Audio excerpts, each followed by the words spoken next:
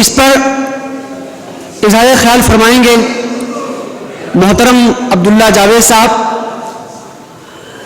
آپ حلقہ کرناٹک کے امیر ہیں. اس سے پہلے آپ SIO کے کل ہند جنرل سیکرٹری رہ چکے ہیں. Centre for religious studies and guidance جو علی گڑھ میں ادارہ ہے اور سابق امیر مرحوم عبدالحق انصاری صاحب کی سرپرستی میں چلتا ہے، اس سے بھی آپ نے استفادہ کیا ہے. اس وقت آپ کا موضوع ہے تمسک بالقرآن. میں بلا تاخیر محترم مہمان سے گزارش کرتا ہوں کہ آپ تشریف لائیں اور اس موضوع پر اپنے خیالات کا اظہار فرمائیں.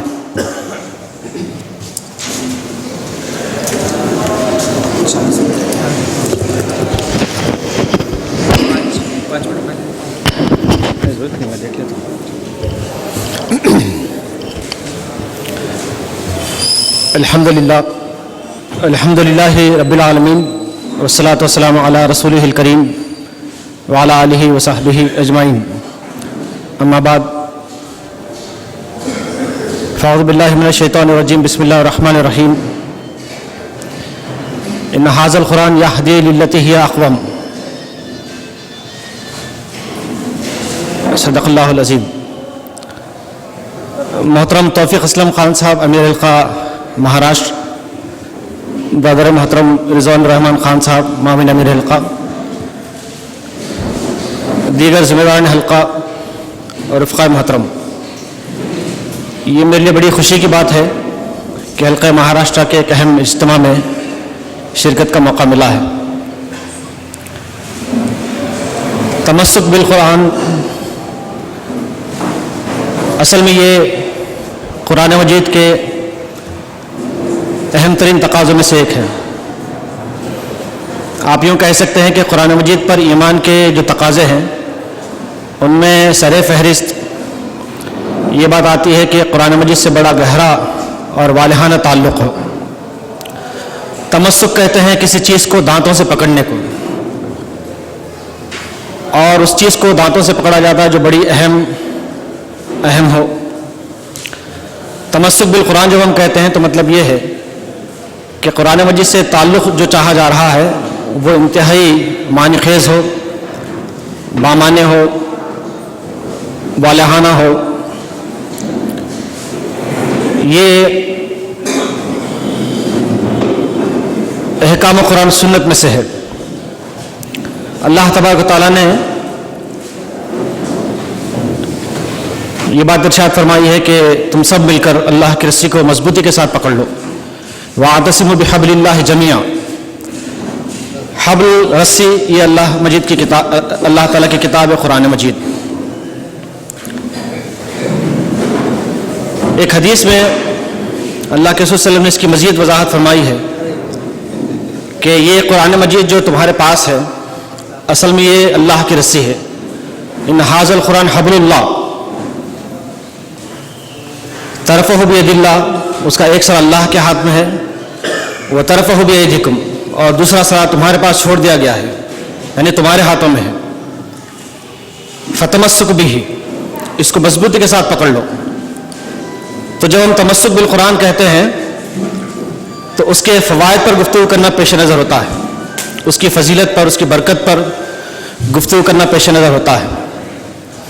چنانچہ اس حدیث میں وہ فضیلتیں بیان کی گئی ہیں کہ اگر کوئی بندہ یا کوئی بندی یا کوئی گروہ جب قرآن مجید سے تعلق استوار کرتا ہے تو اس کو کیا فضیلتیں میسر آتی ہیں. پہلی فضیلت یہ ہے کہ لن تضلوا، تم کبھی گمراہ نہیں ہو سکو گے، رہنمائی ملے گی، ہدایت ملے گی، راہ راست ملے گی. ولن تہلکوا بعدہ ابدا، نہ تمہیں کوئی ہلاک کر سکے گا، نہ تم ہلاکت سے دوچار ہوگے. یہ نیگیٹو آسپیکٹس ہیں، لیکن ان کا جو پازیٹیو آسپیکٹس ہے اصل وہ پیش نظر رہے. لن تضلوا، کبھی گمراہ نہیں ہوگے، مطلب یہ ہے کہ اس کتاب کے ذریعے سے رہنمائی میسر آئے گی. کبھی ہلاک نہیں ہوں گے، مطلب یہ ہے کہ اس کتاب کے ذریعے سے عزت و سربلندی اور حقیقی معنوں میں زندگی میسر آئے گی. آج کی اس گفتگو میں ان دونوں پہلوؤں پر قدر تفصیل سے روشنی ڈالنے کی کوشش کی جائے گی۔ پہلی بات یہ بتائی گئی کہ اگر قرآن مجید سے تعلق استوار ہو تو اس سے رہنمائی حاصل کی جا سکتی ہے،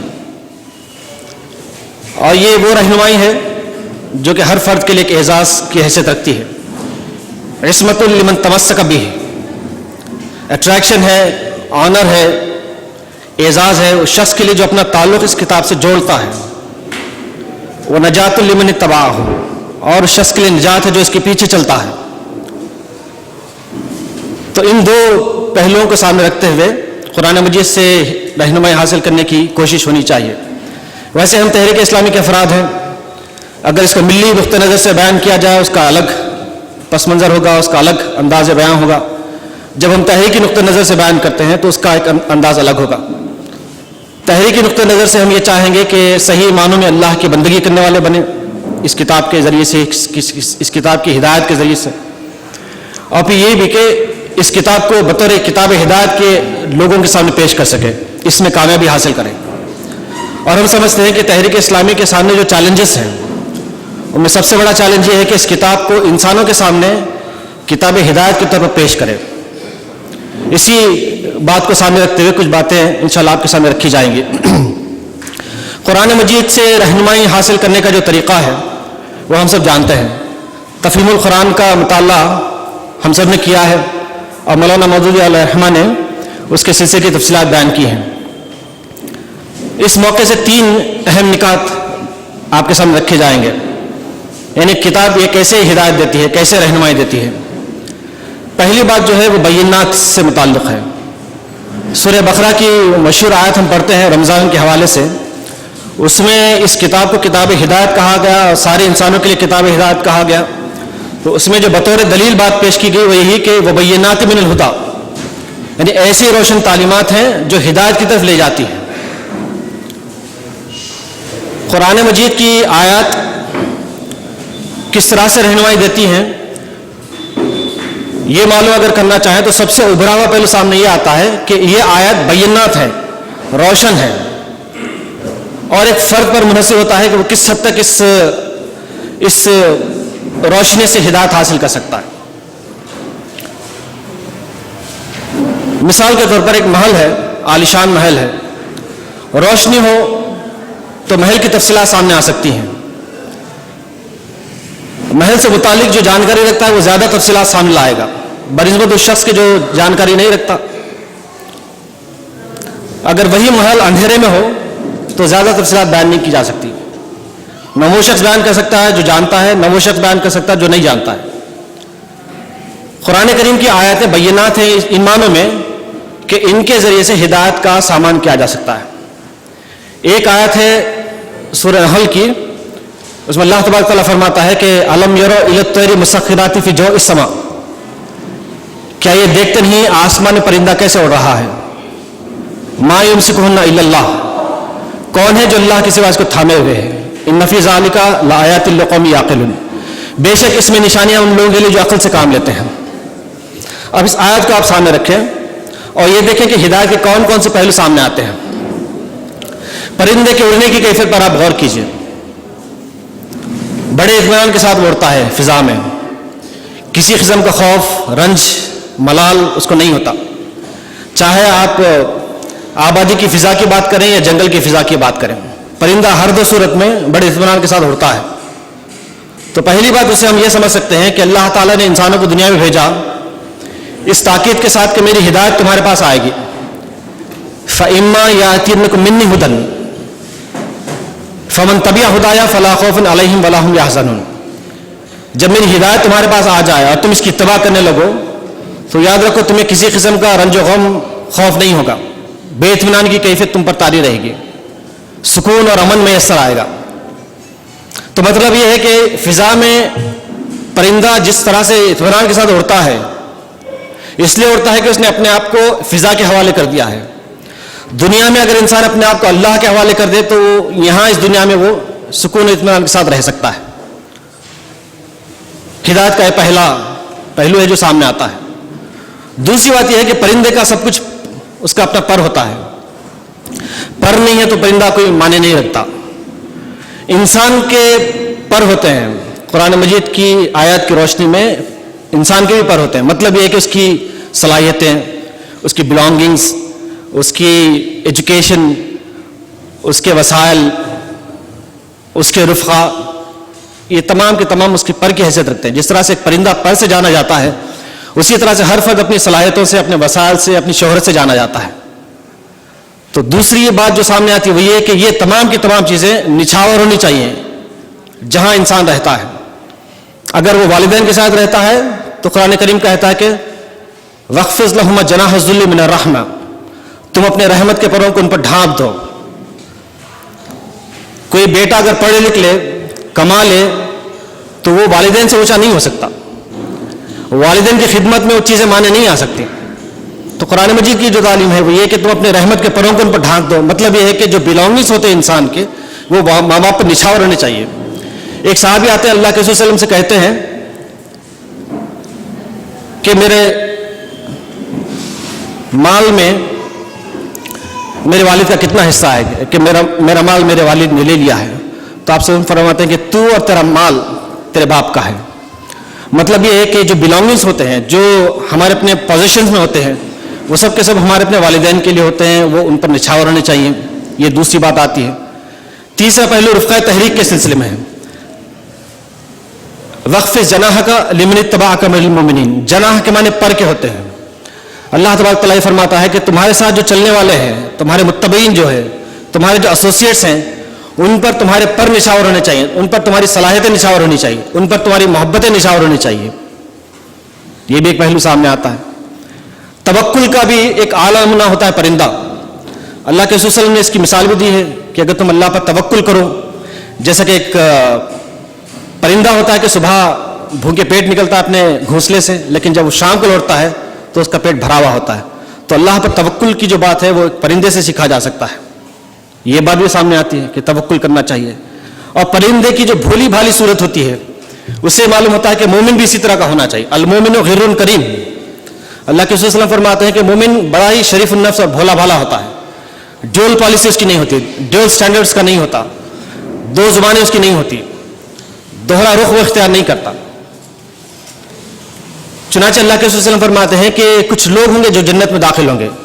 یدخل الجنت اقوام افئدتهم مثل افئدۃ الطیر. ان کے دل پرندوں کے دل جیسے ہوں گے.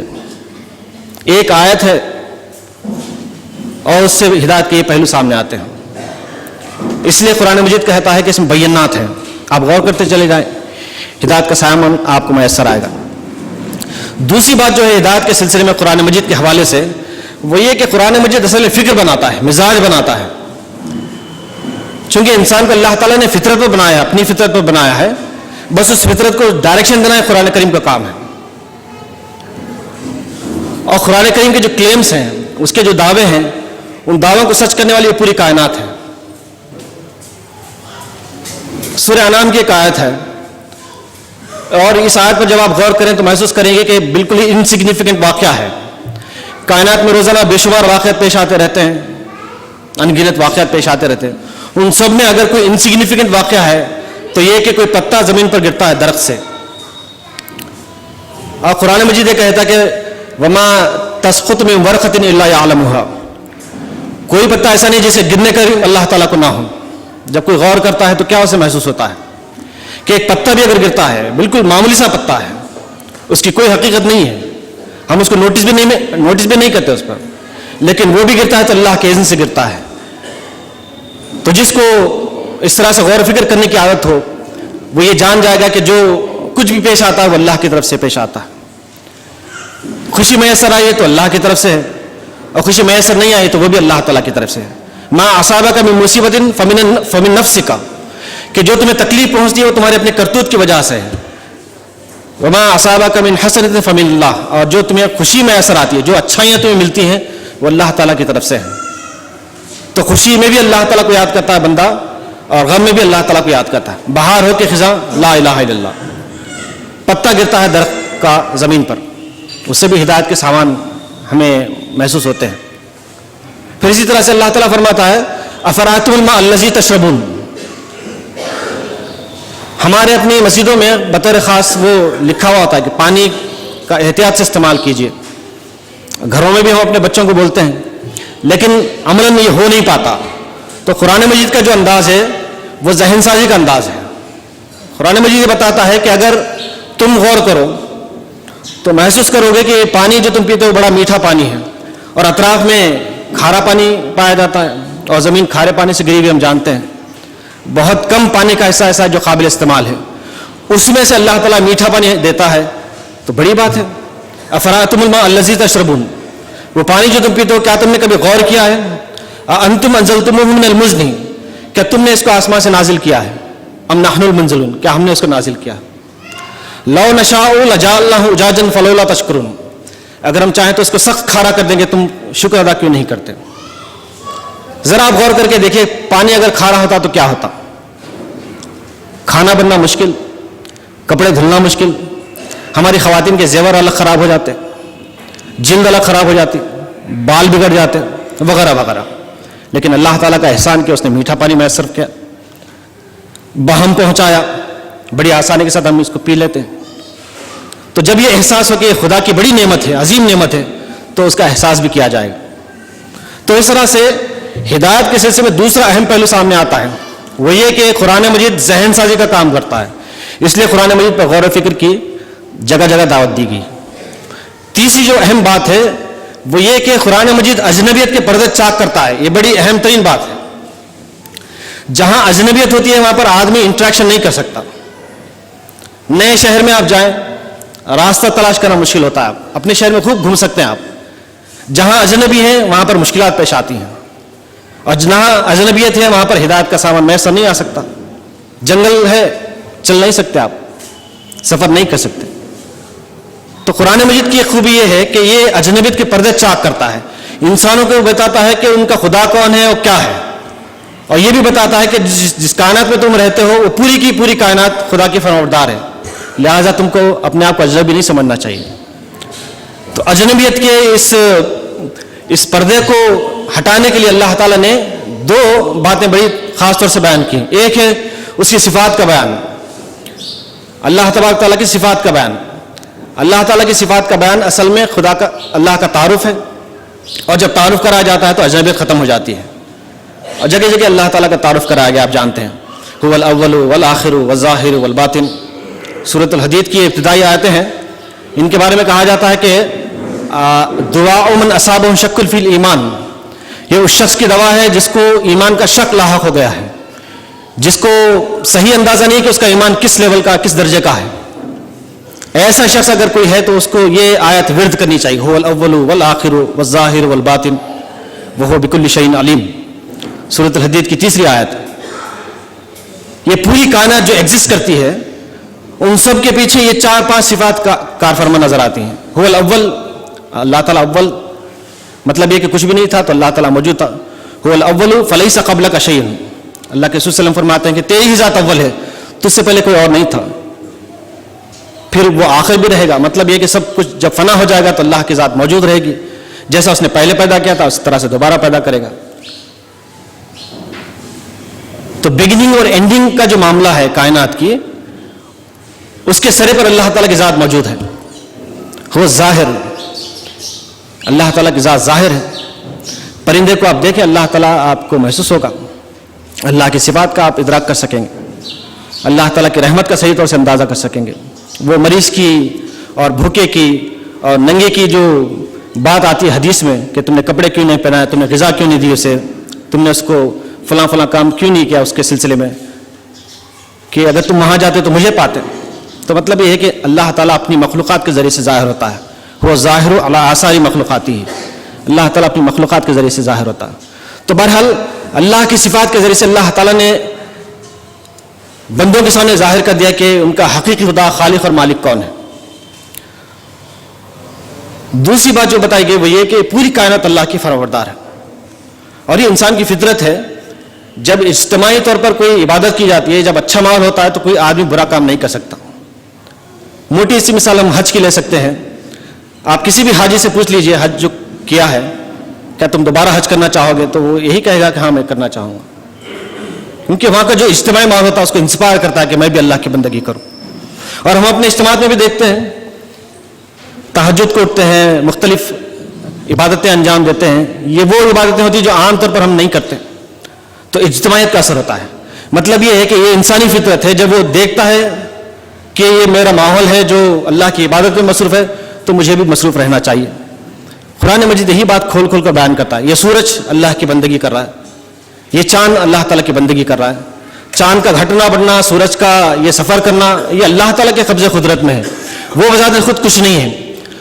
वसख्खर अश-शम्स वल क़मर कुल्लुन यजरी लिअजलिन मुसम्मा, कि अल्लाह ताला ने सूरज को चाँद को मुसख्खर किया है कि वो एक हिसाब के पाबंद है, वो खुद इतना पावर नहीं रखते, इख्तियार नहीं रखते कि वो एक दूसरे की हद को फलांग लें। तो जिन लोगों के जहन में बात नहीं होती उनको खुदा मान लेते हैं, लेकिन जिनको ये अंदाजा हो जाता है कि ये खुदा की बंदगी करें तो वो भी खुदा की बंदगी करते हैं। एक साहबी अर्ज करते हैं अल्लाह के रसूल सल्लल्लाहु अलैहि वसल्लम से, अल्लाह के रसूल सल्लल्लाहु अलैहि वसल्लम, ये जो सूरज गुरूब होता है तो कहाँ जाता है? तो आप फरमाते हैं कि अल्लाह के हुजूर पेश होता है और अल्लाह ताला से इजाज़त चाहता है कि मैं निकलूं। अल्लाह ताला उससे इजाज़त देता है, हाँ निकल, तो वो निकलता है। तो आज यहाँ दिन है, दुनिया के ऐसे ममालिक भी जहाँ पर अब रात है, तो सूरज वहाँ गुरूब हुआ, यहाँ निकला, अब यहाँ गुरूब होगा, वहाँ निकलेगा, ये चलता ही रहेगा सिलसिला। अल्लाह के रसूल सल्लल्लाहु अलैहि वसल्लम फरमाते हैं कि एक दिन परमिशन को डिनाई किया जाएगा, परमिशन नहीं दी जाएगी, जैसे शम्स कुव्विरत, लपेट दिया जाएगा सूरज। ये तमाम बातें आपको कुरान मजीद में मिलती हैं। ये पहाड़ हैं जो नजर आते हैं, आप अल्लाह ताला फरमाता है कि हमने इनको जमाया, व अलक़ि फ़िल अर्ज़ि रवासिया अन तमीद बिकुम, कि हमने पहाड़ जमा दिए ज़मीन में ताकि तुमको ये लेकर ढलक न जाए। वल जिबाला औतादा, मेखों की तरह से अल्लाह ताला ने पहाड़ों को गाड़ दिया है। तो जब कोई शख्स देखता है पहाड़ तो उसको अल्लाह ताला की रहमत का अंदाजा होता है। एक गरीब के लिए झोपड़ी आप बना कर दीजिए, वो झोपड़ी से भी मोहब्बत करेगा और आपसे भी मोहब्बत करेगा, क्योंकि आपने उसकी ज़िंदगी का सामान किया है।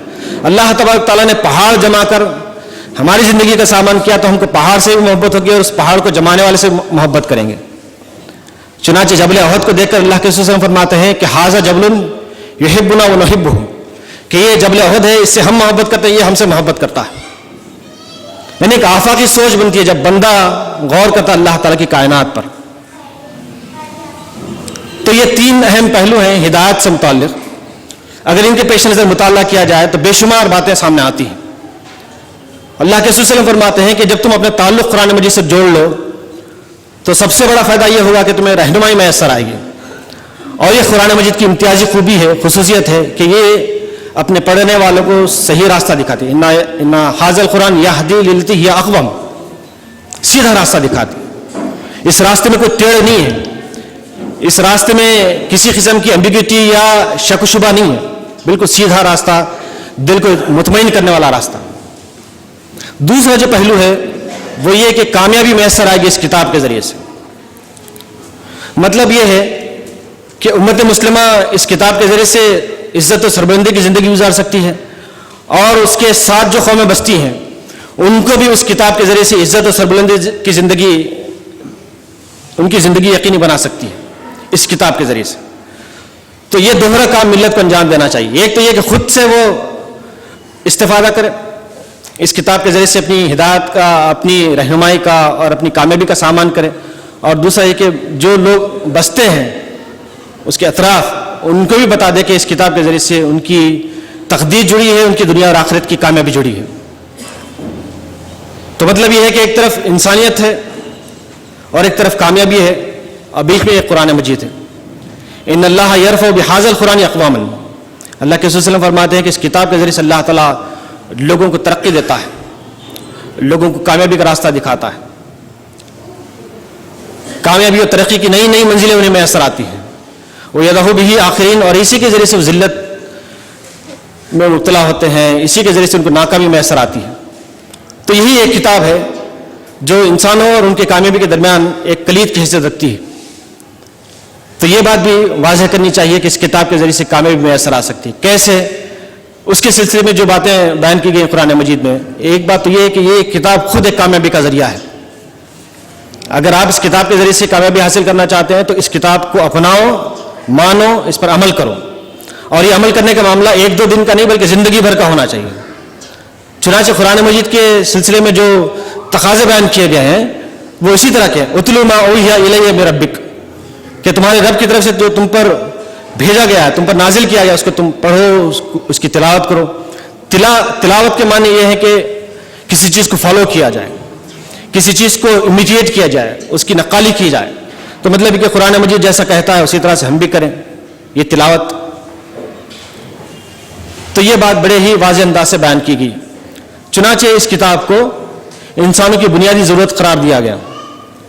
جس طرح سے ہوا، پانی اور غذا کے بغیر انسان زندہ نہیں رہ سکتا، ایک اور چیز اس میں شامل ہونی چاہیے، وہ ہے اللہ تعالیٰ کی کتاب۔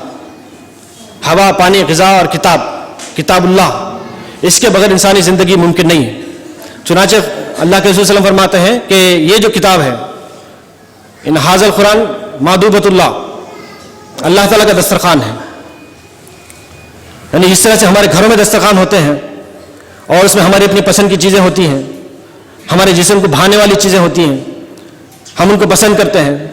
کوئی دسترخوان پر بیٹھ کر جھگڑتا نہیں، اور دسترخوان پر بیٹھ کر جب اٹھتا ہے تو بھوکے پیٹ نہیں اٹھتا ہے۔ یہی معاملہ قرآن مجید کا ہے، یہ اللہ کا دسترخوان ہے۔ اس میں وہ باتیں بیان کی گئی ہیں جو انسانوں کو جچتی ہیں، انسانوں کو بھاتی ہیں، انسانوں کی فطرت سے میل کھاتی ہیں۔ اور جب انسان اس کے آگے بیٹھتا ہے رہنمائی کی نیت سے، تو وہ رہنمائی لے کر اٹھتا ہے۔ ان حاضر القرآن مادوبۃ اللہ فاقبلوا مادوبۃ ما استطعتم، تم بڑھو اس کی طرف، لپکو اس کی طرف، اسی قدر جس قدر تمہارے اندر بھوک ہے، تڑپ ہے، پیاس ہے۔ جس قدر رہنمائی کی تڑپ ہے اسی کی مناسبت سے تم آگے بڑھو، اس سے رہنمائی حاصل کرو، یہ بات بتائی گئی۔ کتاب کے ذریعے سے رہنمائی حاصل کرنا اور اس کتاب کے ذریعے سے کامیابی حاصل کرنا ممکن ہے، شرط یہ ہے کہ اس کتاب سے بڑا ہی گہرا اور والہانہ تعلق استوار کیا جائے۔ دوسری بات جو بیان کی جاتی ہے وہ یہ کہ ایمان کے بغیر کامیابی نہیں مل سکتی، چاہے آدمی کتنا ہی نیک کیوں نہ ہو، ایمان والا نہیں ہے تو وہ کامیاب نہیں ہو سکتا۔ اگر یہ بات ذہن میں نہ رہے تو کبھی کبھی تسامح بھی ہو جاتا ہے، ہم فلاں فلاں فلاں کا نام لے لیتے ہیں اور کہتے ہیں کہ بڑے نیک آدمی تھے۔ نیکی تو ایمان سے جڑی ہے، ایمان اگر نہیں ہے تو وہ نیکی صحیح معنوں میں نیکی نہیں ہو سکتی۔ چنانچہ بات بتائی گئی کہ من عمل صالحا من ذکر و انثی، مرد ہو کہ عورت، جو بھی نیک کام کرے گا، وہو مومن، لیکن ہو وہ مومن، فلنحیینہ حیاتا طیبہ، ہم اس کو پاکیزہ زندگی عطا کریں گے، ہم اس کو جنت میں داخل کریں گے۔ ایک جگہ کہا تو ایمان کی شرط بتائی گئی، ایمان کی بنیاد پر کامیابی میسر آ سکتی ہے۔ اب امن کی بات کریں، آپ سکون شانتی کی بات کریں، ہمارے معاشرے میں ایسے لوگ ہیں جو یہ دعویٰ کرتے ہیں کہ فلاں فلاں فلاں کام کرنے سے امن میسر آ سکتا ہے، سکون و شانتی میسر آ سکتی ہے۔ ان کی اپنی تنظیمیں ہیں، باضابطہ لاکھوں نہیں بلکہ کروڑوں فالوورس ہیں، اور سب کو بیوقوف بناتے ہیں، کہتے ہیں کہ صبح شام تم یہ کرو تمہیں امن و سکون میسر آئے گا۔ امن کا اصل میں تعلق دل سے ہے، دل میں جب تک ایمان نہ ہو صحیح معنوں میں امن میسر نہیں آ سکتا۔ وہ بظاہر تو وہ سبھا میں، وہ مجلس میں پرسکون نظر آتا ہے، لیکن جب وہ اٹھ کر چلا جاتا ہے اپنی محفل میں تو پھر سے اس پر بے چینی طاری ہو جاتی ہے۔ اس کی دل کی کیفیت اللہ ہی بہتر جانتا ہے۔ چنانچہ یہ بات واضح طور پر بتائی گئی کہ امن کا جو تعلق ہے وہ ایمان سے ہے۔ الذین آمنوا ولم یلبسوا ایمانہم بظلم اولئک لہم الامن، کہ جو لوگ ایمان لاتے ہیں اور جو لوگ اپنے ایمان کو پراگندہ نہیں کرتے، کنٹامنیٹ اس کو نہیں کرتے، انہی کے لیے امن ہے۔ امن ہی کے ذریعے سے آدمی ترقی کی راہیں طے کر سکتا ہے، اپنے مقاصد کو حاصل کر سکتا ہے۔ الذین آمنوا وعملوا الصالحات، جو لوگ ایمان لائیں گے، عمل صالح کریں گے، یہدیہم ربہم بایمانہم، اللہ تعالیٰ ان کے ایمان کے راستے پر ان کو چلائے گا۔ کسی کا استقامت کے ساتھ کام کرنا بہت بڑی بات ہے۔ ہمارے بعض علماء نے اس کو کرامت کہا ہے، استقامت کرامت ہے۔ کرامت ایمان میں کہ آدمی بے دیکھے رب پر ایمان لاتا ہے، بے دیکھے جنت پر ایمان لاتا ہے، اس کے لیے اپنی ساری زندگی لگا دیتا ہے۔ تو اس سے بڑھ کر اور کرامت کیا ہوگی کہ وہ مستقل یہ کام کرتا چلا جاتا ہے، زندگی بھر یہی کام کرتا چلا جاتا ہے۔ تو یہ اسی وقت ممکن ہے جبکہ دل میں ایمان ہو، اللہ تعالیٰ کی محبت۔ ایمان ہی کے ذریعے سے آدمی کو اجر ملتا ہے، اجر میں اضافہ ہوتا ہے۔ الذین آمنوا یا ایھا الذین آمنوا آمنوا برسولی، اے لوگوں جو ایمان لاؤ رسول پر ایمان لاؤ۔ اہل کتاب سے اس وقت مطالبات ہم سب کے لیے بھی مطالبہ ہے کہ ہم اپنے ایمان کو ریفریش کریں، اللہ کے رسول صلی اللہ علیہ وسلم سے تعلق کو دیکھیں کہ کس طرح کا ہے اور کیسا ہے۔ یؤتیکم کفلین من رحمتہ، اللہ تعالیٰ اپنی رحمت کا دوہرا حصہ تمہیں عطا کرے گا۔ ویجعل لکم نورا تمشون بہ، اور ایسا نور عطا کرے گا تم اس کی روشنی میں چل سکو گے۔ نور کے معنی ہدایت کے ہے، روشنی کے ہے، صلاحیتوں کے ہے، وسائل کے ہیں، اللہ تعالیٰ تمام کی تمام چیزیں عطا کرے گا، اور ایمان ہی کے ذریعے سے اقتدار بھی ملے گا۔ صحیح معنوں میں اقتدار ایمان والوں کو ملتا ہے۔ لوگ کہتے ہیں کہ بھی آپ یہ کام کیسے کر سکتے ہیں، وہ کام کیسے کر سکتے ہیں، کہ آپ کے پاس اقتدار نہیں ہے؟ اس سے بڑا اقتدار اور کیا ہو سکتا ہے کہ اللہ تعالیٰ ہمارے ساتھ ہے۔ بھول جاتے ہیں لوگ، اس بات کو بھول جاتے ہیں کہ اللہ تعالیٰ ہمارے اپنے ساتھ ہے۔ جب اللہ تعالیٰ ساتھ ہے یہ احساس ہو تو غار ثور میں بھی یہ بات بتائی جا سکتی ہے۔ ابتر حالات، انتہائی ابتر حالات، ان کا صحیح طور سے اندازہ ہم نہیں کر سکتے، لیکن وہاں پر اللہ کے رسول علیہ الصلوۃ والسلام نے فرمایا کہ لا تحزن ان اللہ معنا، غم نہ کرو اللہ ہمارے ساتھ ہے۔ مطلب یہ ہے کہ اقتدار کا سر چشمہ اللہ تعالیٰ کی ذات ہمارے ساتھ ہے، اس سے بڑھ کر کوئی اور اقتدار نہیں ہو سکتا۔ اگر تحریک اسلامی کامیاب ہو سکتی ہے تو بس اسی یقین کے ساتھ، اسی سوچ کے ساتھ کامیاب ہو سکتی ہے کہ اللہ اس کے ساتھ ہے۔ یہ سوچ جب کمزور ہو جائے، یہ یقین جب ڈھیلا پڑ جائے تو کامیابی میسر نہیں آ سکتی، چاہے وہ جو اقتدار کہلاتا ہے ہمارے پاس ہی کیوں نہ ہو۔ جب اس یقین کے ساتھ اہل ایمان کام کرتے ہیں، الذین آمنوا وعد اللہ الذین آمنوا منکم وعملوا الصالحات، کہ تم میں سے جو لوگ اس یقین کے ساتھ کام کرتے ہیں، اس ایمان کے ساتھ اور اس یقین کے ساتھ، لیستخلفنہم فی الارض، اللہ تعالیٰ انہیں زمین میں اقتدار دے گا، کما استخلف الذین من قبلہم، جس طرح کہ اس نے پہلے کے لوگوں کو اقتدار دیا تھا۔ تو اقتدار جن معنوں میں ہم لیتے ہیں وہ بھی میسر آئے گا، لیکن اس سے پہلے اس طرح کی سوچ ضروری ہے کہ اللہ تعالیٰ فرماتا ہے کہ تمہیں ہم اقتدار دیں گے، لیستخلفنہم فی الارض، ہم تمہیں زمین میں اقتدار دیں گے جس طرح سے ہم نے پہلے کے لوگوں کو اقتدار دیا تھا۔ تو یہ بات بڑی وضاحت کے ساتھ بیان کی گئی کہ ایمان کے بغیر کوئی بھی عمل معتبر نہیں ہو سکتا، اور ایمانی اصل میں وہ محرک ہے کہ جو آدمی کو سیلف لیس سروس کے لیے آمادہ کر سکتا ہے۔ لوگ کہتے ہیں کہ بھئی انسانیت ہونی چاہیے، انسانیت ہونی چاہیے۔ انسانیت کے معنی اصل میں ایمان ہی کے ہیں کہ اگر آدمی کے دل میں ایمان نہ ہو تو وہ سیلف لیس سروس کیوں کرے گا؟ انما نطعمکم لوجہ اللہ، کہ ہم تمہیں کھلاتے ہیں اللہ کے لیے، لا نرید منکم جزاء ولا شکرا، ہم تم سے کوئی جزا اور شکر نہیں چاہتے۔ تو یہ سیلف لیس ایٹیٹیوڈ جو ہوتا ہے وہ اللہ تعالیٰ کی محبت کی وجہ سے ہوتا ہے، اللہ تعالیٰ پر ایمان کی وجہ سے ہوتا ہے۔ تو لوگ جب انسانیت کی بات کرتے ہیں تو اصل میں انڈائریکٹلی وہ ایمان کی بات کرتے ہیں، ان کے سامنے ایمان کی وضاحت ہونی چاہیے۔ یہ دوسری بات ہے جو قرآن کریم میں بیان کی گئی ہے، کامیابی کے لیے، ترقی کے لیے، کامرانی کے لیے۔ تیسری بات جو بیان کی گئی وہ یہ کہ یہ قرآن مجید ایک عملی کتاب ہے، یہ تھیوریٹیکل کتاب نہیں ہے، یہ عمل کا مطالبہ کرتی ہے۔ یہی وجہ ہے اتباع کی تاکید کی گئی، تلاوت کی تاکید کی گئی، اس طرح سے پڑھنے کو کہا گیا جیسا کہ پڑھنا چاہیے۔ تو مطلب یہ ہے کہ پورا قرآن مجید ایک ضابطۂ عمل ہے، ایک ایکشن پلان ہے۔ شریعت ہم بولتے ہیں، شریعت کے معنی کیا ہے؟ شرع کے معنی ایک ہائی وے کے لیے بولا جاتا ہے، ہائی وے آف ایکشنز، وہی قرآن و سنت سے ہم لیتے ہیں۔ تو قرآن مجید میں جو باتیں بیان کی گئی وہ عمل کی باتیں ہیں۔ کسی بھی پہلو کو لے کر آپ دیکھیں، عمل کی تفصیلات آپ کو ملیں گی۔ توحید کو آپ لیں، توحید سے متعلق کیا عمل ہو سکتے ہیں ان کا ذکر آپ کو قرآن مجید میں ملے گا۔ اعبدوا اللہ، اللہ کی بندگی کرو، اور یہ بندگی ساری زندگی کو گھیر لیتی ہے، ساری زندگی کو اپنے دائرے میں لیتی ہے۔ اعبدوا اللہ، رسالت پر آپ غور فرمائیں، اس کے مختلف ڈائمینشنز بتائے گئے ہیں، اور سب سے اہم ترین بات جو ہے وہ یہ کہ یہ رسول جو تمہارے پاس آئے ہیں وہ تمہارے لیے نمونہ ہے، اسوہ حسنہ ہے آپ علیہ الصلوۃ والسلام کی زندگی میں۔ مطلب یہ ہے کہ ایک بندہ اگر اپنی زندگی کو سنوارنا چاہتا ہے، اللہ کے رسول صلی اللہ علیہ وسلم کی زندگی کو دیکھ کر سنوار سکتا ہے۔ جو جو معاملات اس کو درپیش آئیں گے ان تمام ہی معاملات میں یہ اسوہ رہنمائی دے گا اسے۔ آخرت کی آپ بات لیں، آخرت کے سلسلے کی تفصیلات بتائی گئی، من کان یرجو لقاء ربہ فلیعمل عملا صالحا۔ بنیادی بات یہ ہے کہ جو شخص اپنے رب سے ملاقات کا یقین رکھتا ہے وہ اچھے کام کرتا ہے، تو آخرت کا جس کو یقین ہوگا وہ اچھے کام کرتا چلا جائے گا۔ اچھے کاموں کی تفصیلات بیان کی گئی، ماڈلز پیش کیے گئے ہیں۔ قرآن مجید تمام ہی انسانوں کے لیے ہے، مردوں کے لیے بھی، خواتین کے لیے بھی، لیکن خواتین کی چونکہ نفسیات الگ سی ہوتی ہیں، ان کا بطور خاص لحاظ رکھا گیا ہے۔ ہماری ماں حضرت ام سلمہ رضی اللہ تعالیٰ عنہا ایک مرتبہ اللہ کے رسول صلی اللہ علیہ وسلم سے عرض کرتی ہیں کہ اللہ کے رسول صلی اللہ علیہ وسلم آپ مجھ سے بہت محبت کرتے ہیں، میں بھی آپ سے محبت کرتی ہوں، لیکن کیا بات ہے کہ اللہ تعالیٰ نے ہمارا ذکر نہیں کیا قرآن کریم میں؟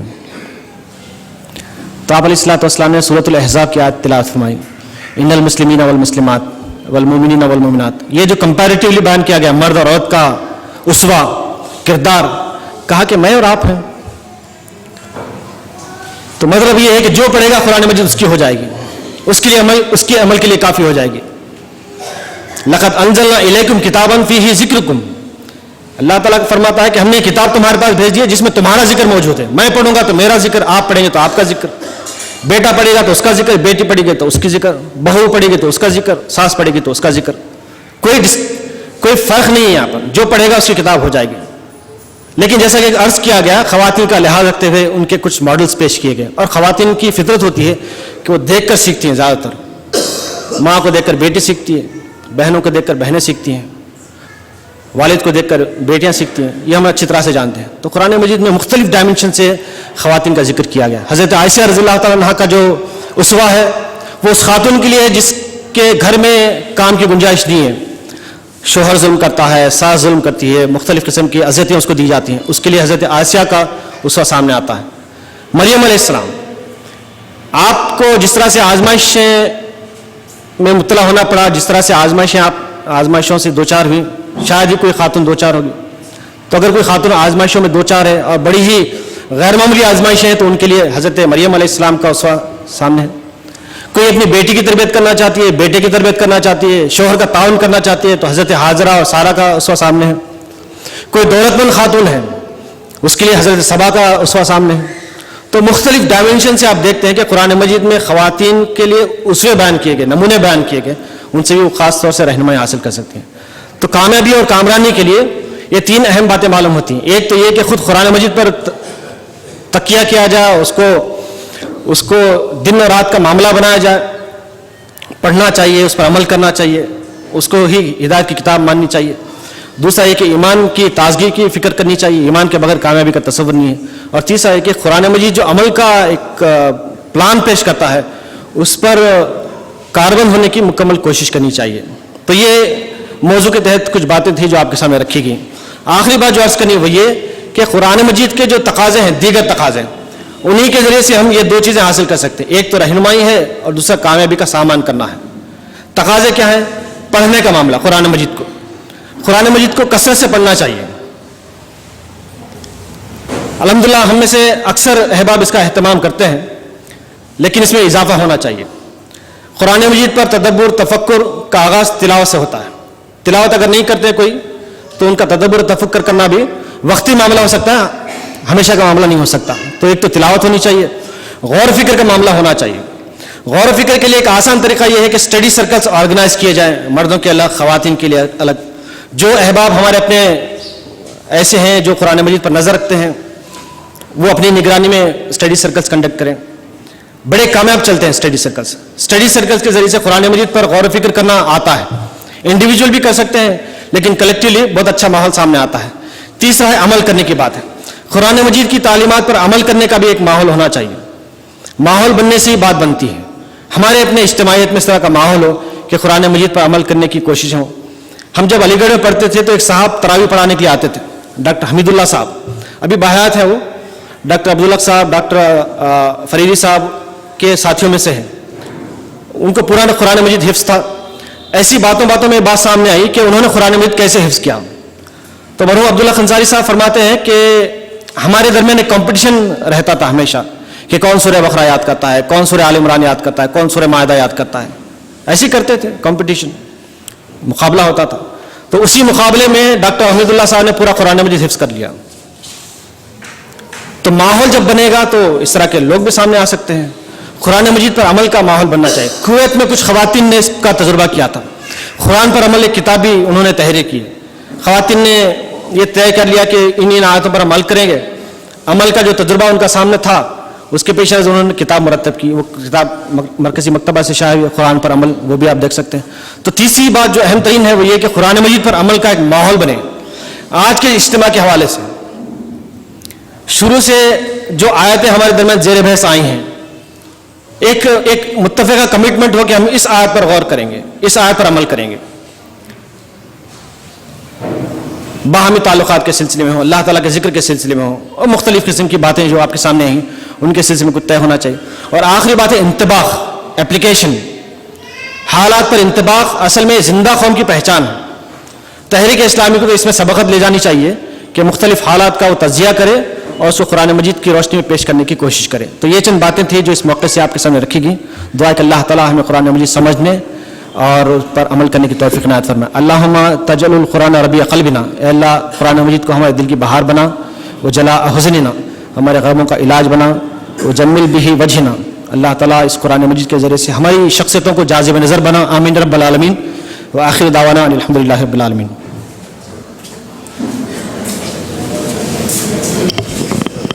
جزاک اللہ محترم عبداللہ جاوید صاحب. محترم رفقا، ابھی یہ 20 منٹ سوالات و جوابات کے لیے مختص ہیں. تمسک بالقرآن اس موضوع پر جو آپ نے گفتگو فرمائی ہے، آپ اس سے متعلق سوالات کر سکتے ہیں.